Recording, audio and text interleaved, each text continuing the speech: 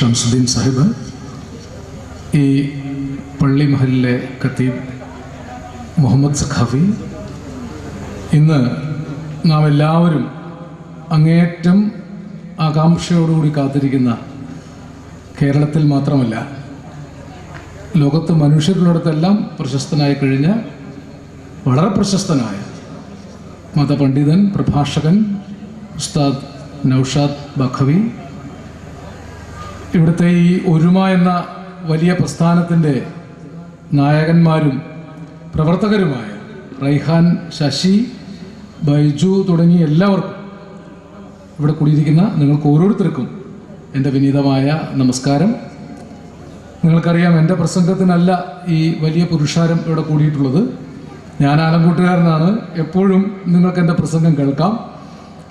ഒരുമ തുടങ്ങിയ കാലത്ത്, ഒരുമയുടെ ആരംഭ വർഷങ്ങളിൽ 1-2 വർഷം ഒതുളൂരിൽ ഞാൻ വന്നിട്ടുണ്ട്. റൈഹാൻ അടക്കമുള്ള കൂട്ടുകാർ അവർ ആത്മാർത്ഥമായിട്ടത് കൊണ്ടുപോകുന്നതിൽ അങ്ങേറ്റം സന്തോഷിക്കുന്ന ഒരാളാണ്. എന്നെപ്പോലുള്ള ആളുകൾ ഓർമ്മ വെച്ച നാൾ മുതൽ ഏതൊരു മഹനീയമായ ഐക്യമാണോ സ്വപ്നം കണ്ടത്, ആ സ്വപ്നം എൻ്റെ തന്നെ ഗ്രാമത്തിൽ, ആലങ്കോട് ഗ്രാമത്തിൽ ലോകത്തിന് മുഴുവൻ മാതൃകയായിക്കൊണ്ട് വളർന്നു വരുന്നു എന്ന അഭിമാനകരമായ കാര്യം കാണാനും അതിൽ പങ്കുചേരാനും, നിങ്ങളുടെ കൂടെ ഒരാളായി ബാഡ്ജ് കുത്തുന്നൊരു വളണ്ടിയറായി ഒപ്പമുണ്ടാകാനും ആഗ്രഹിച്ചുകൊണ്ടാണ് ഞാനിപ്പോൾ ഇവിടെ വന്നിട്ടുള്ളത്. ഉദ്ഘാടനം ചെയ്യുന്നു എന്നത് ഒരു ഔപചാരികത മാത്രമാണ്. നിങ്ങളുടെയൊക്കെ നാട്ടുകാരൻ, സുഹൃത്ത്, സ്വന്തം അനുജനെ പോലെ പ്രിയപ്പെട്ട ആസിഫ് ഏതാണ്ട് 15 വർഷം മുമ്പ് ഒരു ഓണക്കാലത്ത് തൻ്റെ ഹിന്ദു സുഹൃത്തിൻ്റെ വീട്ടിൽ നിന്ന് ഓണസദ്യ കഴിച്ച് കൂട്ടുകാരൊന്നിച്ച് ഉല്ലാസത്തിന് പോയി തിരിച്ചു വന്നില്ല എന്ന ദുഃഖകരമായ ഒരു ഓർമ്മയുണ്ട്. ആസിഫിൻ്റെ ഓർമ്മയ്ക്കാണ് ഒരർത്ഥത്തിൽ ഈ ഒരുമ അവിടെ രൂപീകരിക്കപ്പെട്ടത്. അതിനു മുമ്പ് നേരത്തെ ഷംസുദ്ദീൻ സാഹിബ് പറഞ്ഞതുപോലെ ഈ നാടിന് ഒരു ഒരുമയുണ്ട്. നേരത്തെ കൃഷ്ണൻകുട്ടിയേട്ടനെ കുറിച്ചും ഭരതേട്ടനെ കുറിച്ചും അദ്ദേഹത്തിൻ്റെ പിതാവിനെ കുറിച്ചൊക്കെ അവിടെ സൂചിപ്പിച്ചല്ലോ. പഴയ പൊന്നാനി താലൂക്കിന്, മലപ്പുറത്തിന് മുഴുവൻ പുറം ലോകത്തിനറിയാത്തൊരു വിശുദ്ധ സാഹോദര്യമുണ്ട്. മലപ്പുറത്തെ മനുഷ്യർ എക്കാലത്തും എല്ലാ മനുഷ്യരും സഹോദരന്മാരായിരുന്നു എന്ന് വിശ്വസിച്ചവരാണ്. വിശുദ്ധ ഖുർആൻ അടിവരയിട്ട് പറയുന്നൊരു വചനം നിങ്ങൾക്കൊക്കെ അറിയാം. മനുഷ്യരെ, മനുഷ്യരെ എന്നാണ്. മുസ്ലിങ്ങളെയെന്നോ മാപ്പിളമാരെയെന്നോ ഇസ്ലാം വിഭാഗമേന്നോ ഒന്നുമല്ല, എല്ലാവരോടുമായിട്ടാണ്. മനുഷ്യരെ, നിങ്ങളെ ഞാൻ ഒരു സ്ത്രീയിൽ നിന്നും പുരുഷനിൽ നിന്നും സൃഷ്ടിച്ചിരിക്കുന്നു. നിങ്ങൾക്ക് വിവിധ ഗോത്രങ്ങളുടെ അടയാള വ്യത്യാസങ്ങൾ തന്നിരിക്കുന്നത് നിങ്ങൾ തമ്മിൽ തമ്മിൽ തിരിച്ചറിയാൻ വേണ്ടി മാത്രമാണ്.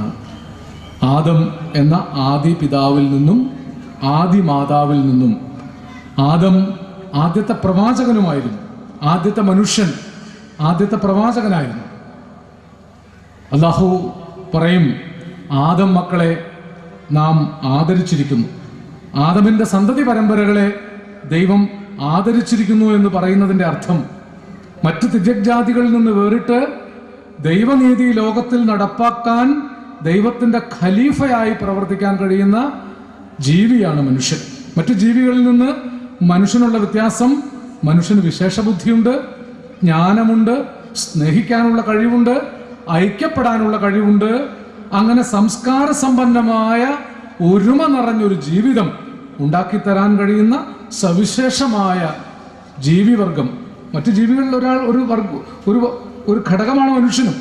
ആ മനുഷ്യനെ, ആദം മക്കളെ മുഴുവൻ, മനുഷ്യവംശത്തെ മുഴുവൻ അല്ലാഹു ദൈവം ആദരിച്ചത് ഈ ഒരുമ കെട്ടിപ്പൊക്കാൻ, ഒരുമയുടെ അന്തരീക്ഷം ഉണ്ടാക്കാൻ, സാഹോദര്യം സൃഷ്ടിക്കാൻ മനുഷ്യനുള്ള കഴിവിൻ്റെ പേരിലാണ്. ഒരുപക്ഷെ മതങ്ങളുടെ പേരിൽ ഉണ്ട് എന്ന് പറയപ്പെടുന്ന കലഹങ്ങളൊന്നും മതപ്രബോധനങ്ങളുടെ പേരിലല്ല. നൗഷാദ് ബഖവി ഉസ്താദ് സംസാരിക്കുമ്പോൾ നിങ്ങൾക്കിത് മനസ്സിലാവും. മതപ്രബോധനങ്ങളുടെ പേരിൽ ഒരു കലഹവും ലോകത്തുണ്ടാവേണ്ടതില്ല. എല്ലാ മതങ്ങളും ഏറിയും കുറഞ്ഞും ഒരേ പ്രബോധനം തന്നെയാണ്.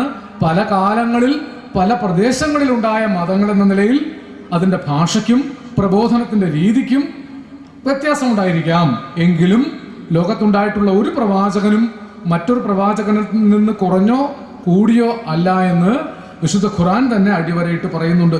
വിശുദ്ധ ഖുർആൻ പ്രവാചകനായ മുഹമ്മദ് നബി തിരുമേനിയോട് പറയും, മുഹമ്മദേ, നിനക്ക് മുൻപും എത്രയോ പ്രവാചകന്മാരെ ഞാൻ ഭൂമിയിലേക്ക് അയച്ചിരിക്കുന്നു. അവരുടെ പേര് വിവരങ്ങൾ മുഴുവൻ ഞാൻ നിനക്ക് വെളിപ്പെടുത്തി തന്നിട്ടില്ല. പക്ഷെ ആ പ്രവാചകന്മാരൊന്നും തമ്മിൽ വ്യത്യാസമില്ല എന്നാണ് അള്ളാഹു പറയുന്നത്. ആദ്യത്തെ പ്രവാചകനായ ആദം തൊട്ട് അന്ത്യപ്രവാചകനായ മുഹമ്മദ് നബി തിരുമേനി വരെയുള്ള ലക്ഷക്കണക്കായ 1,00,000 ആ കണക്കെനിക്ക് അറിഞ്ഞുകൂടാ, 1,00,000 എത്രയോ അധികം പ്രവാചകന്മാർ ഭൂമിയിൽ അവതരിക്കപ്പെട്ടിരിക്കുന്നു. അവരൊക്കെ ലോകത്ത് നന്മയും സ്നേഹവും പ്രദാനം ചെയ്യാൻ അവരുടെ കാലത്തിന് ആവശ്യമായ രീതിയിൽ പ്രബോധനങ്ങൾ നിർവഹിച്ചു. അതിൽ അന്ത്യപ്രവാചകനായ മുഹമ്മദ് നബി തിരുമേനിയിൽ നിന്ന്, തിരുമേനിയിലൂടെ നമുക്ക് ലഭിച്ച അദ്ദേഹത്തിൻ്റെതാണെന്ന് അദ്ദേഹം ഒരിക്കലും അവകാശപ്പെട്ടിട്ടില്ല, ദൈവവചനങ്ങളടങ്ങിയ വിശുദ്ധ ഖുർആൻ യാതൊരു മലിനീകരണവും കൂടാതെ ഇന്നും നമ്മുടെ കൂടെയുണ്ട്. വിശുദ്ധ ഖുർആൻ ഇന്നും വിശുദ്ധമായി തന്നെ വർത്തിക്കുന്നുണ്ട്. ആ വിശുദ്ധ ഖുർആനിലെ ആശയങ്ങൾ, ആയത്തുകൾ അതെന്നും എല്ലാ മനുഷ്യർക്കും കേൾക്കേണ്ടതാണ്.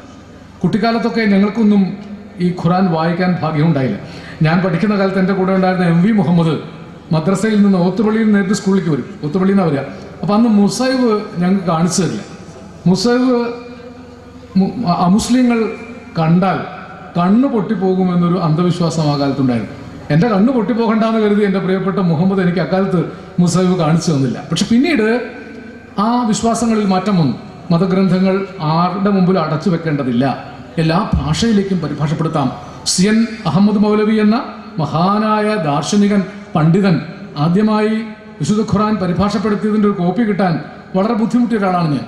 പിന്നീട് എനിക്ക് ഒരുപാട് പരിഭാഷകൾ, ഇംഗ്ലീഷിലുള്ള പരിഭാഷകൾ, KV അബൂബക്കർ സാഹിബ് അടക്കമുള്ള ആളുകൾ നടത്തിയ പരിഭാഷകളൊക്കെ കിട്ടുകയും എന്നാലാവുന്ന വിധം അത് വായിച്ചു നോക്കാൻ ശ്രമിക്കുകയും ചെയ്തു. ഞാൻ പഠിച്ചു എന്നൊന്നും പറയില്ല.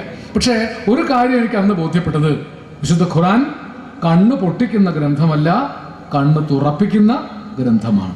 ഏത് മനുഷ്യൻ്റെയും അകക്കണ്ണ് തുറപ്പിക്കാൻ പോകുന്ന വിശുദ്ധ വചനങ്ങൾ. പ്രവാചകനായ മുഹമ്മദ് നബി തിരുമേനി ഹിറാ ഗുഹയിൽ ധ്യാനസ്ഥനായിരുന്നപ്പോൾ ജിബ്രിൽ എന്ന മാലാഖ വന്ന് പ്രവാചകനോട് ആദ്യമായി ഉച്ചരിച്ച വാക്ക് ഇഖ്റ എന്നാണ്, വായിക്കുക, നിന്റെ സ്രഷ്ടാവായ നാഥന്റെ നാമത്തിൽ വായിക്കുക. പേന കൊണ്ട് എഴുതാൻ പഠിപ്പിച്ച അത്യുദാരനാണ് നിന്റെ നാഥൻ. 1400-ലധികം കൊല്ലം മുമ്പ് അള്ളാഹുവിൽ നിന്ന് കരഗതമായ ആദ്യത്തെ വചനം വായിക്കുക എന്നാണ്. അറിവ് നേടുക, വിദ്യ നേടുക. വായിച്ചറിവ് നേടിയവരെ അടിമകളാക്കാൻ ആർക്കും സാധിക്കുകയില്ല. അത് ഇന്ന് ലോകം തിരിച്ചറിയണം. ഇവിടെ കൂടിയിരിക്കുന്ന മനുഷ്യ സമൂഹത്തോടെ ഉസ്താദ് നൗഷാദ് ബഖവി സംസാരിക്കുന്നത്, ഇന്നലെ നവാസ് മന്നാനി ഉസ്താദ് സംസാരിച്ചത്, നാളെ മുനീർ ഉദവി സംസാരിക്കാൻ പോകുന്നത് ഒക്കെ ഈ വിശുദ്ധ വചനങ്ങളെ അടിസ്ഥാനമാക്കിയിട്ടുള്ള ധാർമ്മിക പ്രബോധനങ്ങളാണ്. ആധുനിക ലോകം, ഉത്തരാധുനിക ലോകം ധാർമ്മികതയിൽ നിന്ന് വളരെ അകന്നുപോയിരിക്കുന്നു. മനുഷ്യർ തമ്മിലുള്ള സ്നേഹവിശ്വാസങ്ങൾ നഷ്ടപ്പെട്ടിരിക്കുന്നു. രണ്ടുപേർക്ക് ഒരുമിച്ച് പരസ്പര വിശ്വാസത്തോടുകൂടി സഞ്ചരിക്കാൻ പറ്റാതെയാകുന്നു. 6 മാസവും 7 മാസവും 1 വയസ്സും തികയാത്ത പിഞ്ചു ബാലികമാർ കാമാന്ധരാൽ ബലാത്കാരം ചെയ്യപ്പെടുന്നു. 6 മാസവും 1 വയസ്സും ഒക്കെ തികയാത്ത കുട്ടികളെ, പെൺകുട്ടികളെ ബലാത്കാരം ചെയ്യുന്ന വാർത്തകൾ വായിച്ച് നെഞ്ച് തകർന്നു പോയ ഒരാളാണ് ഞാൻ. കടത്തിണ്ടയിൽ കിടന്നുറങ്ങിയ നാടോടി ബാലികയെ എടുത്തുകൊണ്ട് ബലാത്കാരം ചെയ്യുന്നു, പരസ്പരം കൊല്ലുന്നു, ചതിക്കുന്നു, കൂട്ടഹിംസകൾ, പിതാവ് മകളെ ബലാത്കാരം ചെയ്യുന്നു. അങ്ങനെ കേട്ടുകൂടാൻ പാടില്ലാത്ത, മനസ്സിൽ വിചാരിക്കാൻ പോലും പാടില്ലാത്ത അധർമ്മം കൊണ്ട് ലോകം നിറയുമ്പോൾ നിങ്ങൾക്ക് വിശുദ്ധ ഖുർആനിലേക്ക് തിരിഞ്ഞു നോക്കേണ്ടി വരും, വിശുദ്ധ ബൈബിളിലേക്ക് തിരിഞ്ഞു നോക്കേണ്ടി വരും, വിശുദ്ധ വേദങ്ങളിലേക്ക്, ഹൈന്ദവ വേദങ്ങളിലേക്ക് തിരിഞ്ഞു നോക്കേണ്ടി വരും. ഇതൊന്നും പരസ്പരം കലഹിക്കുന്ന പുസ്തകങ്ങളേ അല്ല. നല്ല മനസ്സോടുകൂടി ഈ പുസ്തകങ്ങളൊക്കെ വായിച്ചാൽ നിങ്ങൾക്ക് മനസ്സിലാകും ഇതെല്ലാം ഒരു ധർമ്മത്തെ തന്നെ. ഓരോന്നും ഓരോ കാലത്ത്, ഇപ്പം ശ്രീകൃഷ്ണൻ അവതരിച്ച കാലത്ത് അധർമ്മമായിരുന്നു എല്ലായിടത്തും. അതുകൊണ്ട് ശ്രീകൃഷ്ണ പ്രവാചകൻ എന്ന് പറയാൻ കേട്ടോ, തെറ്റിദ്ധരിക്കേണ്ടതില്ല.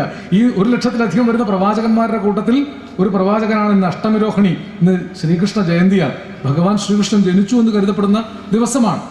ഹിന്ദുക്കൾ അവതാരം എന്ന് വിളിക്കുന്നു എന്നേ ഉള്ളൂ. പ്രവാചകൻ എന്ന് മാറ്റി വിളിച്ചതുകൊണ്ട് ഹിന്ദുക്കൾക്കും വിരോധം ഉണ്ടാവേണ്ടതില്ല, മുസ്ലിങ്ങൾക്കും വിരോധം ഉണ്ടാകേണ്ടതില്ല.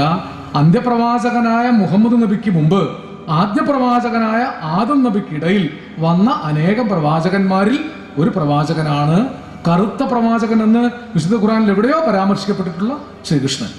ഭവിഷ്യത് പുരാണത്തിൽ, ഹിന്ദു ഭവിഷ്യത് പുരാണത്തിൽ മഹാമതൻ എന്ന് പറയുന്ന ഒരു വലിയ അവതാരം ഉണ്ടാകുമെന്ന് പറയുന്ന മഹാമതൻ മുഹമ്മദ് നബി പ്രവാചകനുമാണിത്. വാക്കിലെ ചില വ്യത്യാസങ്ങളേ ഉള്ളൂ. അവതാരം, പ്രവാചകൻ, ദൈവം, അള്ളാഹു, പടച്ചവൻ, റബ്ബ്, യഹോവ, ഈ പേരൊക്കെ മാറ്റിയാൽ ഏത് പേരിട്ട് വിളിച്ചാലും ഒരു പരമസത്യത്തെ, സ്നേഹത്തെയാണ്.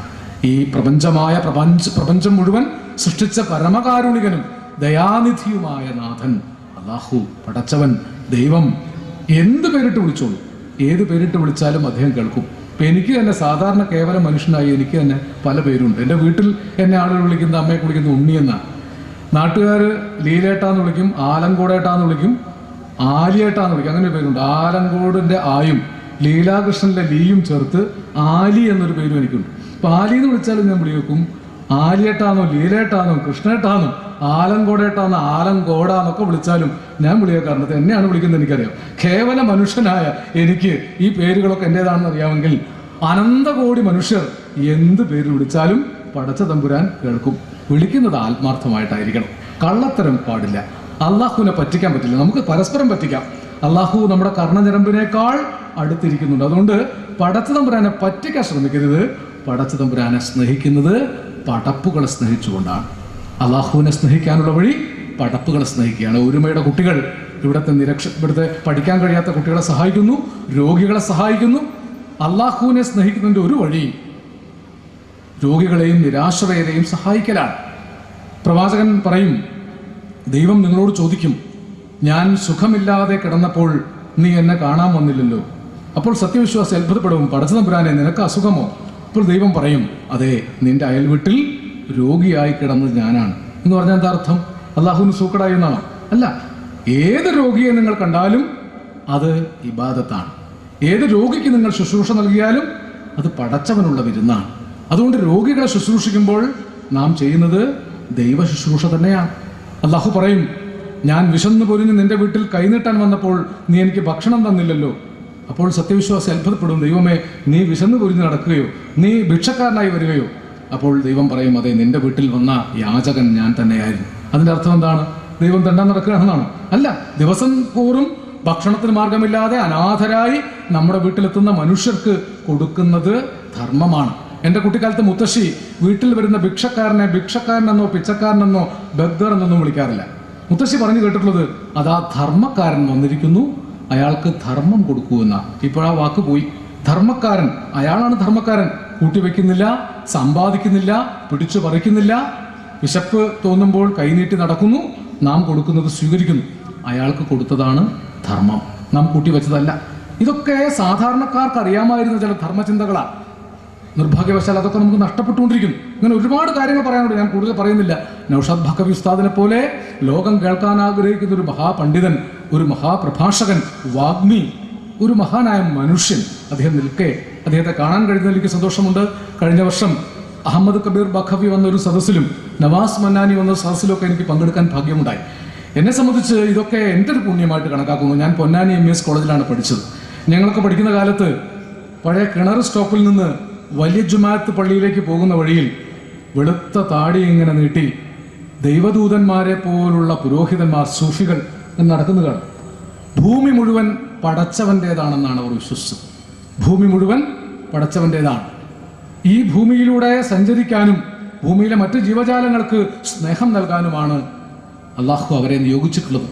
അള്ളാഹു ദൈവത്തിൻ്റെ ഖലീഫയായി പ്രവർത്തിക്കാനാണ് മനുഷ്യൻ നിയോഗിച്ചിട്ടുള്ളത്. ഇത് നിങ്ങൾക്ക് വിശുദ്ധ ഖുർആനിൽ എപ്പോഴും കാരുണ്യത്തെക്കുറിച്ച് പറയുന്നു. വിശുദ്ധ ഖുർആനിൽ ഉച്ചരിക്കുന്ന വാക്കുകളൊക്കെ സ്നേഹത്തെക്കുറിച്ചാണ്, നീതിയെക്കുറിച്ചാണ്.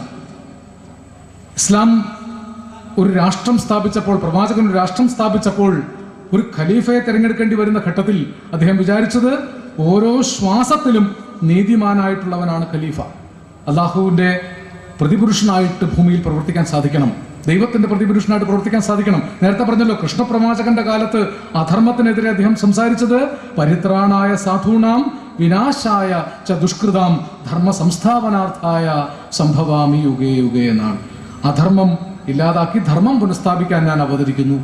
പ്രവാചകന്റെ കാലത്ത് സാഹോദര്യവും നീതിയും ഊട്ടിയുറപ്പിക്കാൻ ശ്രമിച്ചു.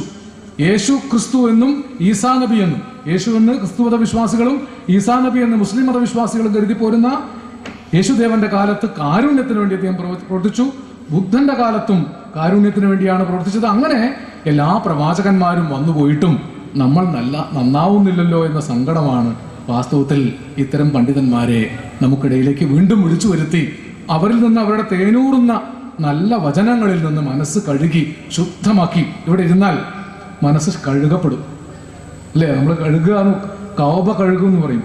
ഇബ്രാഹിം നബിയുടെ കാലത്ത് ഇബ്രാഹിം നബിയും പുത്രനും കൂടി കെട്ടിപ്പൊക്കി ഉണ്ടാക്കിയതാണ് കഅബ എന്ന ദേവാലയം. എൻ്റെ കുട്ടിക്കാലത്ത് ഞാനിങ്ങനെ, എൻ്റെ കൂട്ടുകാരൊക്കെ, ഞാൻ മുഹമ്മദ് ഒരുപാട് കൂട്ടുകാരെ ഓർക്കാം, ഞാനിങ്ങനെ കുട്ടിക്കാലത്ത് ഇതൊക്കെ കേട്ടത് വിശുദ്ധ ഖുർആൻ വായിച്ചിട്ടൊന്നുമില്ല. എൻ്റെ കുട്ടിക്കാലത്ത് കേട്ടൊരു പാട്ട് നിങ്ങളും കേട്ടിട്ടുണ്ട്. ഇലാഹായ പുരാനോട് ഇരവും പകലും തേടി ഖലീലായ ഇബ്രാഹിം നബിക്ക് കിട്ടി മകനായി ഇസ്മായിൽ നബി എന്ന കനകക്കട്ടി. ഇത് ബാബുരാജ് ചിട്ടപ്പെടുത്തിയ പാട്ടാണ്. ആ പാട്ടിന്റെ അർത്ഥങ്ങളിലേക്ക് കടന്നുമ്പോൾ ഇലാഹായ പുരാനോട് ഇരവും പകലും തേടിയിട്ട് കിട്ടിയ മകനാണ് ഖലീലായ ഇബ്രാഹിം നബി. ഖലീൽ, കൂട്ടുകാരൻ. ആരുടെ കൂട്ടുകാരൻ? അള്ളാഹുവിന്റെ കൂട്ടുകാരൻ. ഒരു പ്രവാചകന് മാത്രമേ അങ്ങനെ ഒരു സ്ഥാനം കിട്ടിയിട്ടുള്ളൂ, ഖലീലുല്ലാഹി. അള്ളാഹുവിന്റെ കൂട്ടുകാരന്റെ സ്ഥാനം കിട്ടിയ ഇബ്രാഹിം നബി. അങ്ങനെ എത്ര പരമ്പരകൾ. മൂസാ നബി എന്ന് വിളിക്കപ്പെടുന്ന മോശ, ഇവരുടെയൊക്കെ ചരിത്രം നിങ്ങൾ വായിക്കൂ. ആ പ്രവാചകന്മാർ ലോകത്തെ കണ്ണു തുറപ്പിക്കാൻ വന്നവരാണ്. ഒരു വിഭാഗത്തിന്റെ പ്രവാചകന്മാരല്ല, എല്ലാവരുടെയും പ്രവാചകന്മാരാണ്. ശ്രീകൃഷ്ണനും എല്ലാവരുടെയും പ്രവാചകനാണ്, ശ്രീരാമനും എല്ലാവരുടെയും പ്രവാചകനാണ്, ബുദ്ധനും എല്ലാവരുടെയും പ്രവാചകനാണ്, എല്ലാവർക്കും വിശ്വസിക്കാവുന്ന അന്ത്യപ്രവാചകനാണ് മുഹമ്മദ് നബി തിരുമേനി. അപ്പൊ അതുകൊണ്ട് മതങ്ങൾ തമ്മിൽ കലഹത്തിന്റെ വിഷയമില്ല. ചില വിയോജിപ്പുകൾ ഉണ്ടാകാം, ചില ആചാരങ്ങളിൽ, അനുഷ്ഠാനങ്ങളിൽ, വസ്ത്രധാരണത്തിൽ, ശീലങ്ങളിലൊക്കെ വ്യത്യാസം ഉണ്ടാവും. വ്യത്യാസം എവിടെയാണെന്ന് കണ്ടുപിടിച്ച് തമ്മിൽ അകലാൻ ശ്രമിക്കുന്നതിനേക്കാൾ നല്ലതല്ലേ യോജിപ്പ് എവിടെയാണെന്ന് കണ്ടുപിടിച്ച് യോജിക്കാൻ ശ്രമിക്കുന്നത്? എന്നെപ്പോലുള്ള ആളുകൾ അത് മാത്രമേ ശ്രമിക്കൂ. വിയോജിക്കാൻ പല പഴുതുകൾ ഉണ്ടാകും. യോജിക്കാനുള്ള സ്ഥലം കണ്ടുപിടിക്കണം. മനുഷ്യരായ മനുഷ്യർക്ക് മുഴുവൻ ഇവിടെ ജീവിച്ച് സ്നേഹത്തോടുകൂടി മടങ്ങിപ്പോകണം. സ്വർഗം എന്നൊന്നുണ്ടെങ്കിൽ അവിടെ എത്തണമെങ്കിൽ സൽക്കർമ്മങ്ങൾ ചെയ്യണം.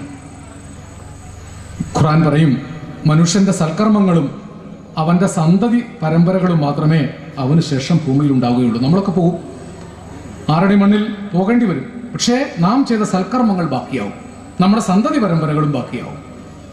ഒരു കഥ പറഞ്ഞ് അവസാനിപ്പിക്കുക, തമാശ കഥയാണ്, വിഷയം മാറി. നല്ല കാര്യം കേൾക്കാൻ ആളുകൾക്ക് ചിലപ്പോൾ വലിയ ഇഷ്ടമുണ്ട്. പരദൂഷണമാണെങ്കിൽ കുറേ നേരം പറഞ്ഞാലും ആളുകൾ സന്തോഷിച്ചിരിക്കും. നല്ല കാര്യങ്ങൾ അധികം നേരം, ഒരു 20 മിനിറ്റ് കൂടുതൽ നല്ല കാര്യം കേൾക്കാം. ഞാൻ നൗഷാദ് ബഖവി ഉസ്താദിനോട് ചോദിക്കുക, 3-4 മണിക്കൂർ എത്രമാത്രം ഇത്ര പുരുഷാരം ലക്ഷക്കണക്കായ ആളുകളോട് സംസാരിക്കുക, നല്ല കാര്യങ്ങൾ മാത്രമേ അദ്ദേഹം പറയുന്നുള്ളൂ. അപ്പം അദ്ദേഹത്തിന് ഈ ശബ്ദമൊക്കെ എങ്ങനെ നിലനിൽക്കുന്നു? അപ്പം അദ്ദേഹം ഒന്നും പറഞ്ഞില്ല, ചിരിച്ചു. എന്ന് പറഞ്ഞാൽ അള്ളാഹുവിൻ്റെ അനുഗ്രഹം, കാരുണ്യം. നല്ല കാര്യങ്ങൾ പറഞ്ഞാൽ ആരോഗ്യത്തിനും കേടുവരികയില്ല. നല്ല വാക്ക് ഓതുവാൻ ത്രാണി ഉണ്ടാകണം. ത്രാണി ഉണ്ടാവേണ്ടത് നല്ല കാര്യം പറയാം. ഞാൻ ചെറിയ പരദൂഷണം പറയാം. പരദൂഷണം പറയുന്നത് ഒരു തമാശയ്ക്ക് വേണ്ടിയാണ്. ഒരാൾ മരിച്ച് സ്വർഗത്തിൽ പോയി. തമാശ കഥയാണ് കേട്ടോ, എന്നോട് ആരോ പറഞ്ഞതാണ്. സ്വർഗത്തിൽ പോകേണ്ട ആളായിരുന്നില്ല, 12 പീഡനക്കേസിലെ പ്രതിയായിരുന്നു, അനവധി കൊള്ളരുതായ്മകൾ ചെയ്തു കൂട്ടിയ ആളാണ്. പക്ഷേ ചിത്രഗുപ്തന്റെ കണക്ക് തെറ്റി, അല്ലെങ്കിൽ മുൻകർ നക്കീറിന്റെ കണക്ക് തെറ്റി. അങ്ങനെ 2 മലക്കുകൾ വരുമല്ലോ ഈ ഖബറിൽ വന്ന് കണക്കെഴുതാൻ. അവരുടെ കണക്ക് തെറ്റി നരകത്തിൽ പോകേണ്ടതിന് പകരം ഇയാൾ സ്വർഗത്തിൽ പോയി. സ്വർഗത്തിൽ ചെന്നപ്പോൾ മഹാന്മാരായ മനുഷ്യന്മാരെ കൊണ്ട്, മഹാത്മജിയുണ്ട്, എല്ലാ പുണ്യാത്മാക്കളും അവിടെ ഇങ്ങനെ ഇരിക്കുന്നുണ്ട്, നല്ല നല്ല കാര്യങ്ങളൊക്കെ പറയുന്നുണ്ട്. ഇയാളാണെങ്കിൽ വൈകിട്ട് എന്താ പരിപാടി എന്നല്ല, രാവിലെ എന്താ പരിപാടി എന്ന് ചോദിക്കുന്ന ആളാണ്. രാവിലെ പരിപാടി വെള്ളം ചെയ്തില്ലെങ്കിൽ കൈ വറയ്ക്കും, അങ്ങനത്തെ ആളാണ്. അപ്പോൾ അതാണ് ഈ സൂപ്പർ താരം മോഹൻലാലാണ് വൈകിട്ട് എന്താ പരിപാടി എന്ന് ചോദിക്കുന്ന കുട്ടികളോട്. കുട്ടികൾ പിന്നെ പോകാതിരിക്കുമോ ഈ പരിപാടിക്ക്? ഓണവും പെരുന്നാളും ഒക്കെ ആയിട്ട് നമ്മുടെ കേരളം കുടിച്ചു തീർക്കുന്ന മദ്യത്തിന്റെ കണക്കൊന്നും അവിടെ പറയുന്നില്ല. ഇതൊക്കെ നമ്മുടെ ചെറുപ്പക്കാർക്കിടയിലാണ് ഇതൊക്കെ ചിലവായി പോകുന്ന മയക്കുമരുന്നുകളും മദ്യവും ഒക്കെ. അതിൽ നിന്നൊക്കെ ആ കുട്ടികളെ പിൻവലിക്കണ്ടേ? ഇയാൾ അങ്ങനത്തെ ഒരാളായിരുന്നു. അപ്പോൾ പുറത്തിറങ്ങി നോക്കുമ്പോൾ കാണാം, ഒരു സ്ഥലത്ത് ബീവറേജസ് കോർപ്പറേഷനുകൾ, അവിടെ ആളുകൾ ഇങ്ങനെ മര്യാദയ്ക്ക് ക്യൂ നിൽക്കുന്നു. ഒരു സ്ഥലത്ത് ഇങ്ങനെ ക്യൂ നിൽക്കില്ലേ? ബീവറേജസ് കോർപ്പറേഷൻ്റെ മുമ്പിൽ ക്യൂ കണ്ടിട്ടുണ്ട്. ഒരു പോലീസും വേണ്ട, പട്ടാളും വേണ്ട, അവിടെ അച്ചടക്കം. അവിടെ ആളുകൾ ക്യൂ നിൽക്കുന്നു. നൃത്തങ്ങൾ, ആഭാസ നൃത്തങ്ങൾ, സീരിയലുകൾ, എല്ലാം ഇഷ്ടം പോലെ ഉണ്ട്. അപ്പോൾ എനിക്ക് സ്വർഗത്തിൻ്റെ ആ ഭാഗത്തേക്ക് പോകണം എന്നയാൾ പറഞ്ഞു. അപ്പോൾ സ്വർഗത്തിൻ്റെ കാവൽദൂതൻ പറഞ്ഞു, ക്ഷമിക്കണം, അത് നരകത്തിൻ്റെ ഭാഗമാണ്. അപ്പോഴാണ് നരകത്തെക്കുറിച്ച് നാട്ടിൽ കേട്ടതൊക്കെ തെറ്റായ കാര്യങ്ങൾ, ഉസ്താദുമാരൊക്കെ നരകത്തെക്കുറിച്ച് പറഞ്ഞു തരുന്നത് തെറ്റായ കാര്യമാണെന്ന് ഇപ്പോഴാണ് മനസ്സിലായത്. ഇപ്പോൾ എനിക്ക് നരകത്തിലേക്ക് പോയാൽ മതി. അപ്പോൾ അയാൾ പറഞ്ഞു, അയ്യോ നരകത്തിലേക്ക് ടിക്കറ്റൊക്കെ തരാം, പക്ഷേ തിരിച്ചിന് സ്വർഗത്തിലേക്ക് വരാൻ പറ്റില്ല. എൻ്റെ പൊന്നു ചങ്ങാതി, ഈ പുണ്യാത്മാക്കളുടെ കൂടെ സ്വർഗത്തിലിരുന്ന് നല്ല നല്ല കാര്യം കേൾക്കുന്നേക്കാൾ നല്ലത് ആ നരകമാണെന്ന് പറഞ്ഞാൽ നരകത്തിലേക്ക് ചെന്നു.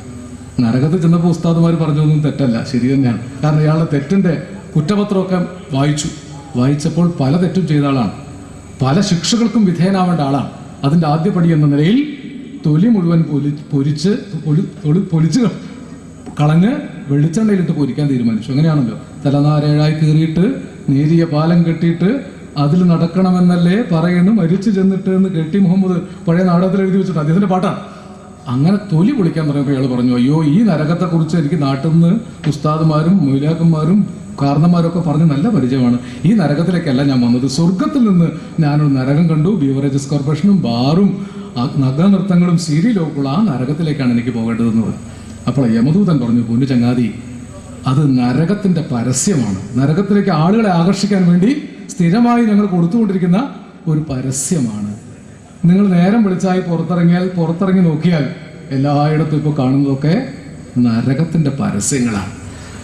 ബ്രാൻഡി ഷാപ്പ് തൊട്ട് നരകത്തിന്റെ പരസ്യങ്ങളിലേക്ക് ഞാൻ കൂടുതൽ ഇപ്പം നല്ല കാര്യം പറയുന്നതിനിടയിൽ ഒരു ചീത്ത കാര്യം പറഞ്ഞത്, മഹത്തായ നന്മയുടെ ഒരു പ്രവാഹം വരാൻ പോവാ. അപ്പൊ അതിന് കണ്ണ് തട്ടാതിരിക്കാൻ, അല്ലെ, അതിന് നാക്കേറ് പറ്റാതിരിക്കാൻ, അതിന് പ്രാക്ക് പറ്റാതിരിക്കാൻ ഞാൻ ഈ ഒരു ചീത്ത കാര്യം പറഞ്ഞ് ആ പ്രാക്ക് ഏറ്റെടുക്കുകയാണ്. പടച്ച തമ്പുരാൻ അദ്ദേഹത്തെ അനുഗ്രഹിക്കട്ടെ. അദ്ദേഹത്തിന്റെ വാക്കുകൾ നിങ്ങൾ കേൾക്കുക.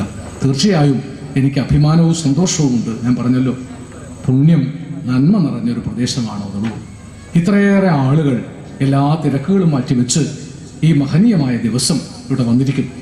ഈ ദിവസം നമുക്കെന്നും നിലനിർത്തണം. ഇന്ന് മാത്രമല്ല, വരാനുള്ള യുഗങ്ങളിൽ മനുഷ്യർ മുഴുവൻ ഒരേപോലെ സ്നേഹത്തോടു കൂടി, ഞാൻ മുഹമ്മദ് വഖഫി ഉസ്താദ് പ്രാർത്ഥന ചൊല്ലുമ്പോൾ ഇങ്ങനെ കേൾക്കുകയായിരുന്നു, അല്ലാഹു അക്ബർ ലാ ഇലാഹ ഇല്ലല്ലാഹ്, അല്ലാഹ് മഹാനാകുന്നു, അദ്ദേഹമല്ലാതെ മറ്റൊരു ഇലാഹില്ല. ഇത് തന്നെ ഹൈന്ദവ പുരാണങ്ങളിൽ ഉപനിഷത്ത് സൂക്തങ്ങളിൽ പറയും, സദേകം ഏവാദ്യുതീയം, ഏകമേവാദ്യുതീയം എന്ന. നിങ്ങൾ വിചാരിച്ചിട്ടുള്ളത് ഹിന്ദു മതവിശ്വാസികൾ 33 കോടി ദൈവങ്ങളും ബിംബാരാധനയും ഒക്കെ മാത്രമുള്ള ആൾ, അങ്ങനെയല്ല. ഇതിന്റെ അടിസ്ഥാനം സദേകം, സത്യമേകമാണ്. ഒറ്റ സത്യമേ ഉള്ളൂ. സദേകം ഏകമേവം അദ്വിതീയം എന്നും കൂടി പറയും. ഒന്ന് മാത്രമേ ഉള്ളൂ, അദ്വിതീയമാണ്, രണ്ടാമതൊന്നുണ്ടാവാൻ സാധ്യതയില്ല.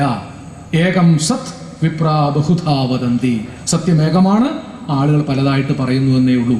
അപ്പോൾ അതുകൊണ്ട് അല്ലാഹു അക്ബർ ലാ ഇലാഹ ഇല്ലല്ലാഹ് എന്ന് ഉച്ചരിച്ചാലും സംഘച്ഛധ്വം സംവദധ്വം സംവോമനാംസി ജാനത ദേവാഭാഗം യഥാപൂർവേ സംജാനാന ഉപാസതേ സമാനിവ ആകൂതിസമാന ഹൃദയാനിവ എന്നുച്ചരിച്ച് ഓം ശാന്തി ശാന്തി ശാന്തി എന്ന് പറഞ്ഞാലും, കുൽഫു അല്ലാഹു വഹദ് അല്ലാഹു സമദ് ലം യലിദ് വലം യൂലദ് വലം യകുൽ ലഹു കുഫുവൻ അഹദ് എന്ന് പ്രാർത്ഥിച്ചാലും, ജനിച്ചിട്ടില്ലാത്തവനും മരിച്ചിട്ടില്ലാത്തവനും ജനിപ്പിച്ചിട്ടില്ലാത്തവനും പരമകാരുണികനും ബിസ്മില്ലാഹിർ റഹ്മാനിർ റഹീം, വിശ്വാസിക്കും അവിശ്വാസിക്കും ജീവനുള്ളവയ്ക്കും അല്ലാത്തവയ്ക്കും ഒക്കെ ഒരേ കാരുണ്യം നൽകുന്നവനുമായ ഒരു പടച്ച തമ്പുരാനുണ്ടെന്നുള്ള ആ സത്യബോധത്തിലെത്തിയാൽ, അവിടെ എത്തിയാൽ പ്രജ്ഞാനം ബ്രഹ്മ, ആ അറിവാണ് ഈശ്വരൻ. ആ അറിവിലെത്താനുള്ള, എല്ലാവർക്കും ഒരുപോലെ അറിവുണ്ടാവണമല്ല, ആ അറിവിലെത്താനുള്ള അന്തരീക്ഷമാണ് അദ്ദേഹത്തെ പോലുള്ള മഹാപണ്ഡിതന്മാരുടെ വാക്കുകളിൽ നിന്ന് നമുക്ക് കിട്ടുന്നത്.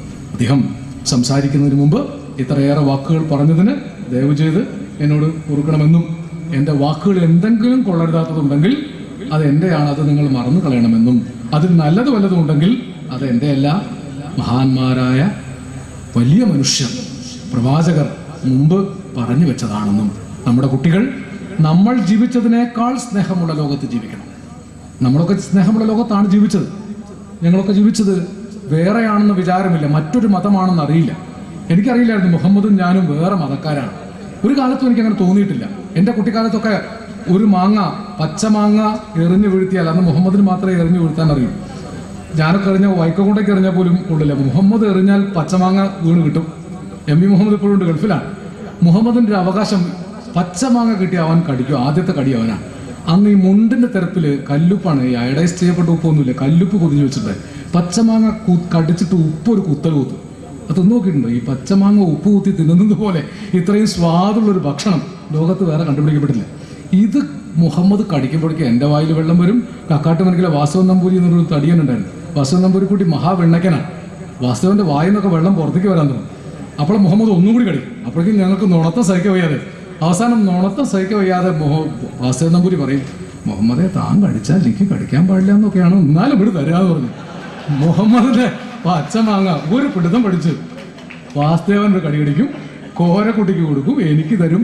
ഞങ്ങളൊക്കെ അങ്ങനെ ഒരു പച്ചമാങ്ങ ഉമിനീരും ഉപ്പും കൂട്ടി തിന്ന് അണ്ടി വലിച്ചെറിയുമ്പോൾ മുഹമ്മദെ അണ്ടിക്കൊന്ന് തുണകോടാന്ന് പറഞ്ഞ് അങ്ങനെ ജീവിച്ചൊരു പാരമ്പര്യമാണ് ഈ നാട്ടിന്. എല്ലാവർക്കും എനിക്ക് മുമ്പുണ്ടായിരുന്നു. അതുകൊണ്ടൊരു ഗുണം, ഈ നാട്ടിൽ ഏത് വർഗീയത വന്നാലും ഏത് ഫാഷിസം വന്നാലും എന്നെയും മുഹമ്മദിനെയും വേറെയാക്കാൻ പടച്ച തമ്പുരാനല്ലാതെ മറ്റൊരു ശക്തിക്കും സാധ്യമാവുകയില്ല എന്ന് എൻ്റെ നെഞ്ചിൽ കൈവച്ച് എനിക്ക് പറയാൻ സാധിക്കും.